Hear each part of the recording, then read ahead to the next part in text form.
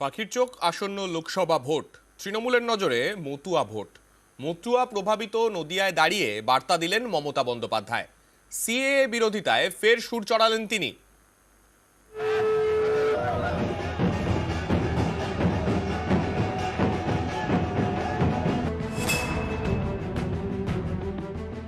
NRC আমি করতে দেব না। বিজেপির প্ল্যান আছে এনআরসি করবার ভোটের আগে। আর কেন আমি মিথ্যে কথা বলছে?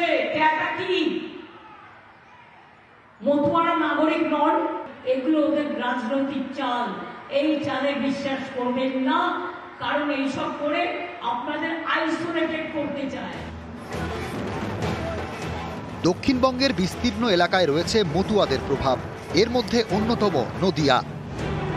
নদিয়ার দুটি লোকসভা কেন্দ্র, কৃষ্ণনগর ও রানাঘাট।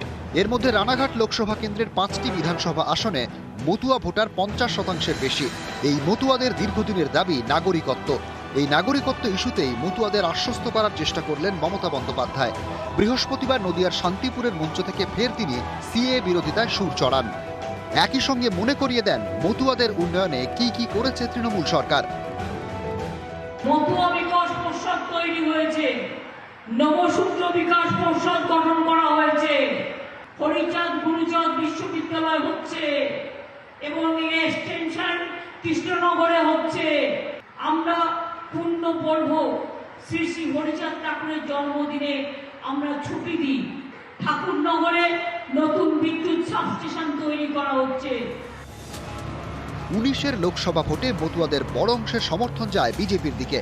ভোটে জিতে মোদী সরকার নাগরিকত্ব সংশোধনী আইন তৈরি করে, কিন্তু তারপর আরেকটা লোকসভা ভোট চলে এলো, আজও সিএএ চালু হয়নি। এ নিয়ে মতুয়াদের অনেকের মনেই ক্ষোভ, যা সামাল দিতে বারবার সিএএ চালু করার প্রতিশ্রুতি দিচ্ছেন বিজেপি নেতারা। এই পরিস্থিতিতে ময়দানে মমতাও। প্রথম থেকেই তিনি সিএএ বিরোধী। এদিনও সিএএ বিরোধিতায় সুর চড়ান মমতা। কেন আমি মিথ্যে কথা বলছে? কেটা কি? মতুয়ারা নাগরিক নন, এগুলো ওদের রাজনৈতিক চাল। এই চালে বিশ্বাস করবেন না, কারণ এইসব করে আপনাদের আইসোলেটেড করতে চায়। মতুয়া প্রভাবিত রানাঘাট এবং বনগাঁ লোকসভা আসনে গতবার জেতে বিজেপি। 21-এর বিধানসভা ভোটের নিরিখেও এই দুই লোকসভা কেন্দ্রে এগিয়ে বিজেপি। রাজ্যে 83টি বিধানসভা আসন মতুয়া প্রভাবিত। 21-এর বিধানসভা নির্বাচনে এর মধ্যে 53টি আসন জেতে তৃণমূল, বাকি 30টিতে বিজেপি।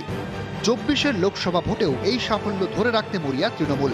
তাই সিএএ বিরোধিতায় মমতার সুর সপ্তমে। নিউজ 18 বাংলা।